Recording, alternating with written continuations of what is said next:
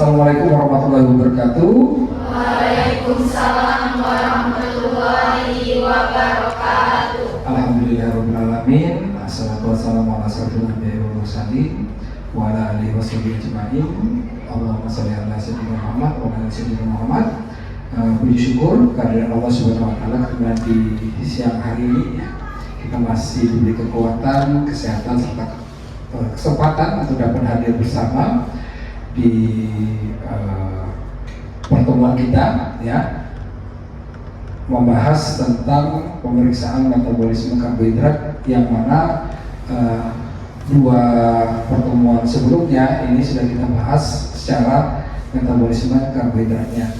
Nah, sekarang ini kita akan membahas tentang pemeriksaan metabolisme karbohidratnya. Nah, pertemuan kita kali ini divideokan karena dalam rangka tugas Pak, ya, sebagai salah satu tugas untuk sertifikasi didik untuk Serdos. Ya, mungkin untuk video Pak perkenalan dulu, ya. Di sini saya Denny Jurejin, MSI dengan NIDN 0224098102. Oke, kita masuk saja langsung. Di CPMK, ya, itu ada 4 kali pertemuan, ya, terkait pemeriksaan metabolisme karbohidrat, ya. Di sini di sub CPMK yang ketiga itu diharapkan mahasiswa mampu menerapkan, ya, pemeriksaan metabolisme karbohidrat.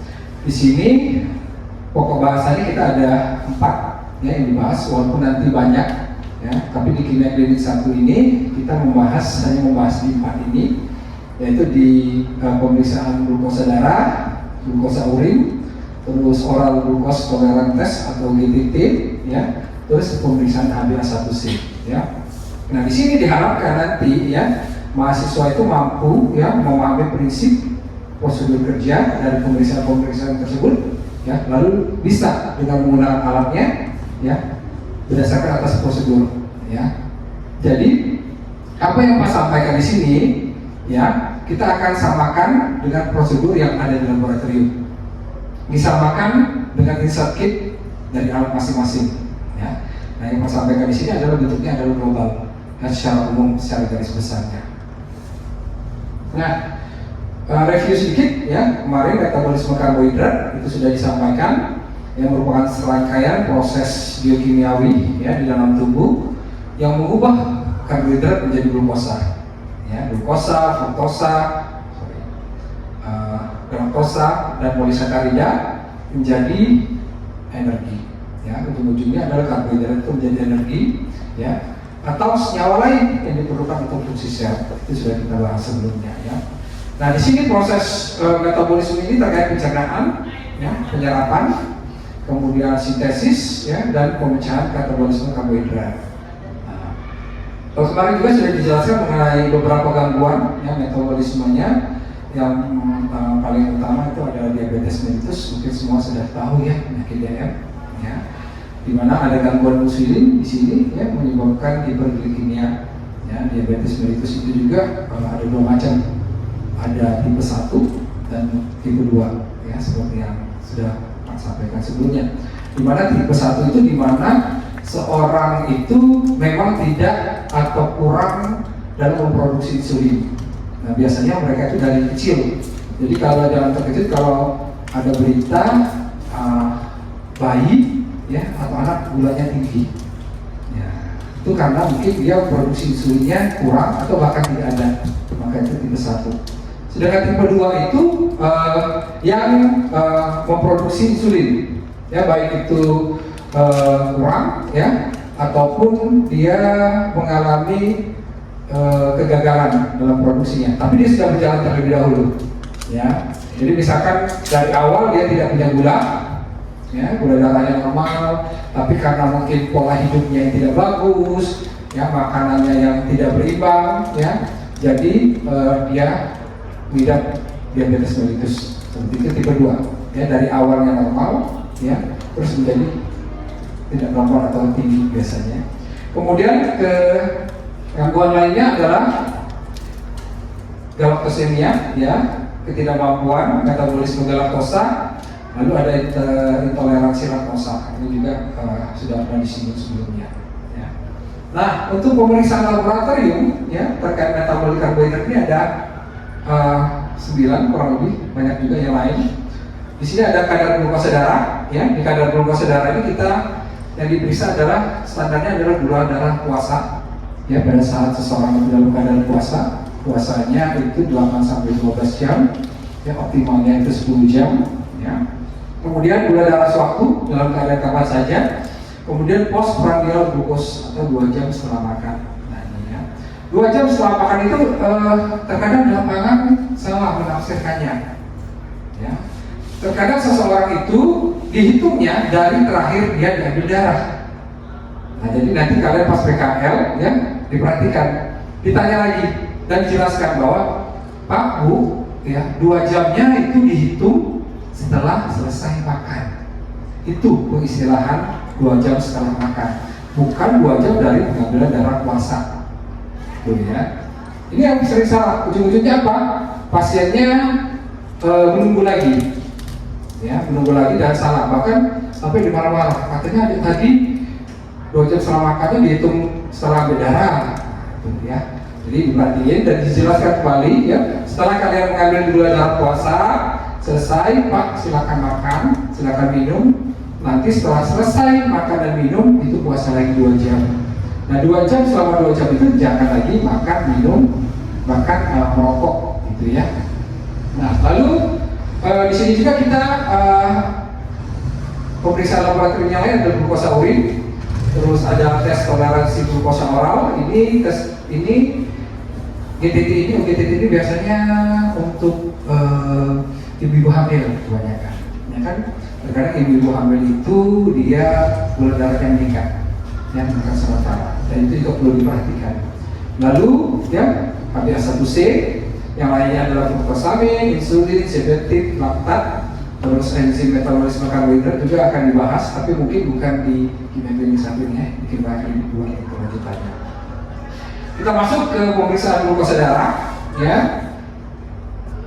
Di sini definisinya adalah merupakan prosedur medis, ya. Prosedur medis mengapa? Karena kita mengambil darahnya dari langsung ke orang, tuh ya.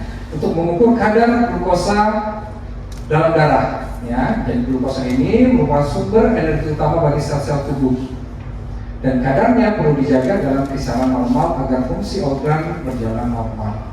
Ya, jadi glukosa ini dia diproduksi di metabolisme lalu dimasukkan atau ditransportasikan ke sel-sel tubuh kita dengan bantuan apa? Dengan bantuan insulin. Ya. Kalau gulanya itu terlalu banyak di dalam tubuh karena kita makannya terlalu banyak yang manis, ya mungkin dari sekarang diperhatikan jangan terlalu banyak makan manis ya.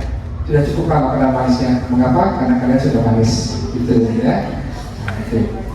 Ya, jadi berhenti minum teh, ya yang jumbo istilahnya kan, lagi panas-panas kan, enak ini minum es tehnya, tapi pilih yang jumbo, ya. Nah itu, ya sudah aja, ya. Terus minuman lain, ya kayak milk tea itu dikurangi, ya. Karena untuk, ya sekarang nggak apa-apa, ya sekarang nggak apa-apa. Tapi nanti 20-30 tahun yang lagi itu berefek untuk kita. Ya. Gitu. Nah, di pemeriksaan gula darah ini, glukosa darah ini, ya penting untuk diagnosis diabetesnya, ya, pemantauan pengobatan dan deteksi apakah si pasien itu mengalami hipoglikemia atau hiperglikemia. Ya.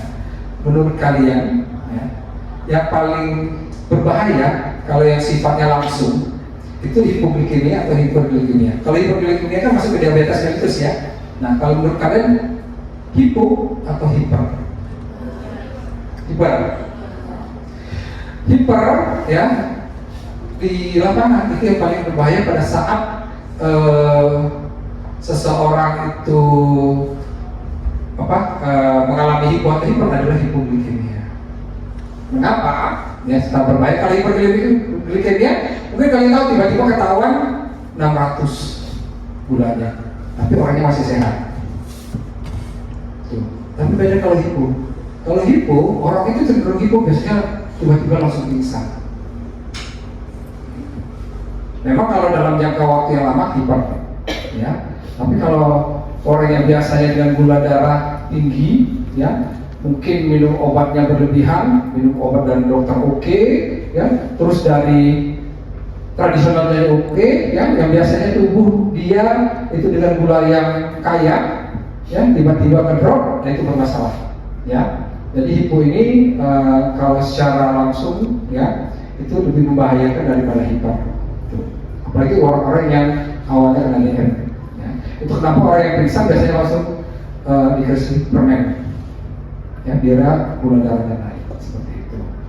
Nah, di sini, ya, yang seperti Pak jelaskan tadi, pemeriksaan kadar glukosa darah itu, ya, ada glukosa darah puasa, ya, terus ada gula darah sewaktu, dan ada 2 jam setelah makan, ya, postprandial glucose.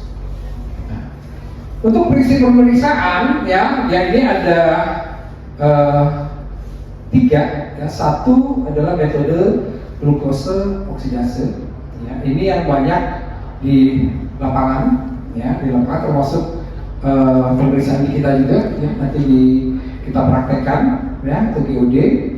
Lalu yang kedua adalah prinsip heksokinase, dan terakhir adalah velocity point of care testing. Di antara kini kita bicara dulu dengan GOD, kan, glukose oksidase dan heksokinase. Ini biasanya 2 metode ini kebanyakan dengan menggunakan alat spektrofotometer. Mungkin tahu, ya, alat spektrofotometer. Nah, kita udah praktek, ya. Tinggal bagaimana kita praktek ke glukosanya. Nah, ini di antara 2 ini, ya, GOD itu yang paling banyak dan paling murah. Itu kelebihannya. Tapi dia berpengaruh juga bila si pasien itu mengalami ipteri, ya, bilirubinnya tinggi. Nah, itu berpengaruh dia. Yang paling bagus antara glukose oksidase sama heksokinase adalah heksokinase. Ya, heksokinase itu masih gold standar untuk pemeriksaan glukose. Itu, ya. Namun di antara 2 ini beda, ya, beda dari panjang gelombangnya. Satu pakai 50 sampai 546, satu pakai 340 panjang gelombangnya. Cuma kita lihat lagi, ya, untuk GOD itu ada juga beberapa reagen yang pakai panjang gelombangnya 505. Jadi tetap kita harus lihat di circuitnya, ya. Selanjutnya adalah metode velocity. Yang kita tahu velocity, ya, diambil dari ujung jari, diperiksa dengan alat kecil, itu, ya, point of care testing ini, ya. Dia di velocity dia pakai GDH, ya, glukose dehidrogenase, bisa juga dia pakai glukose oksidase, tapi kebanyakan pakai yang GDH, ya, sebab GOD itu mungkin agak susah, ya, untuk pengemasannya di kit. Ini alat bahannya untuk spektrofotometer, ya. Di spektrofotometer kita menggunakan serum, ya, atau plasma, ya, serum dalam vena, tapi Pak lebih nyaranin ke serum, ya, untuk spektrofotometer.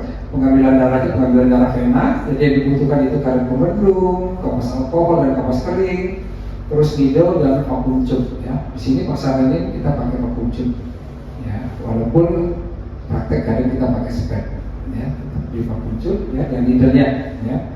Terus ada lambung reaksi, mikropipet dan pipetnya. Untuk velocity kita pakai glukometer, ya, nanti kita lihat pada saat praktikum apa mereknya, merek aku cek apa merek apa, ya, kemarin.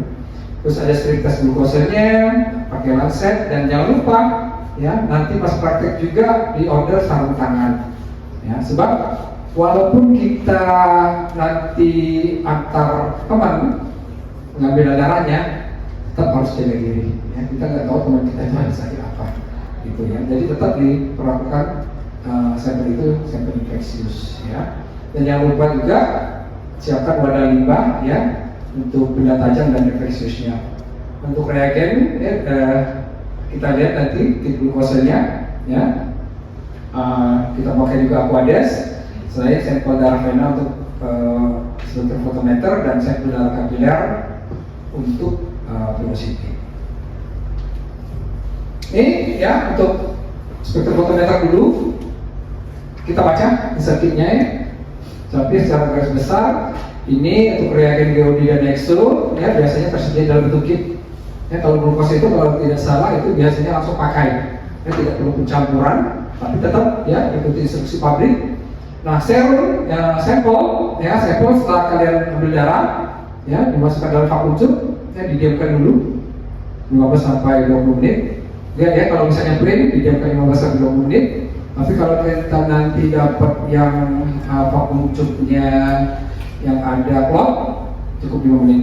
Tapi jelas dipastiin dulu ya, jangan sampai dia masih belum beku, ya. Kalau memang sudah beku sempurna, baru di centrifuge ya untuk memisahkan sel darah, dapat serum atau plasmanya. Nah di sini, bila pertama kali kita kerjain, ya kakak tingkatnya belum ngerjain sebelumnya, kita harus lakukan dulu kalibrasi. Ya di praktik nanti, ya kita lakukan kalibrasi. Nah untuk melakukan pemeriksaannya, ya reagennya yang dibutuhkan itu baik DOD maupun Hexo, ya itu 1 mili berapa mikron? 1000 mikron, ya yang ini ya.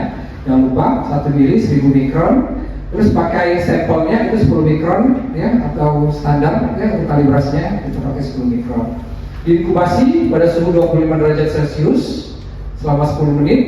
Kemudian pada suhu 3 atau di suhu 37 derajat Celcius selama 5 menit. Tapi itu tadi balik-balik kita tekniknya, ya.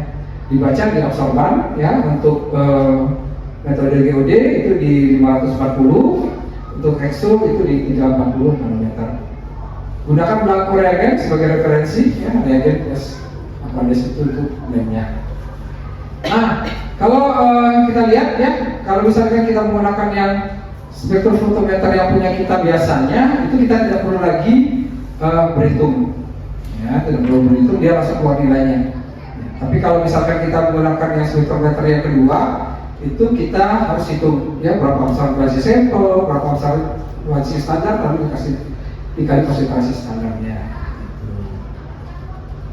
Tugasity visible, ya kita penggunaannya darah kapiler, ya mungkin sudah tahu semua bagaimana, ya tahapannya cuci tangan, bersihkan ujung jari dengan alkohol, biarkan kering dulu, ya terus tusuk jari dengan asesnya steril.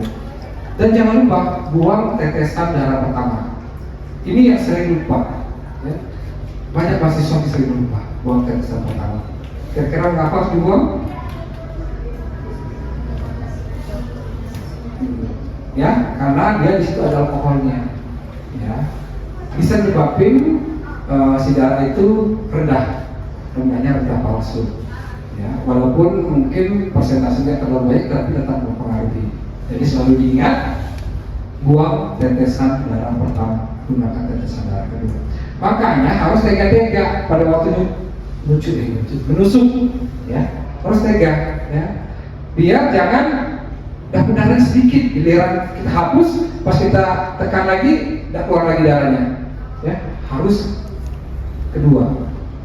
Kan sakit, ya merasakan kan ditusuk. Itu jadi empati harus tinggi, ya makanya nggak apa-apa sakit, yang penting dia sekali dan darah keluarnya banyak.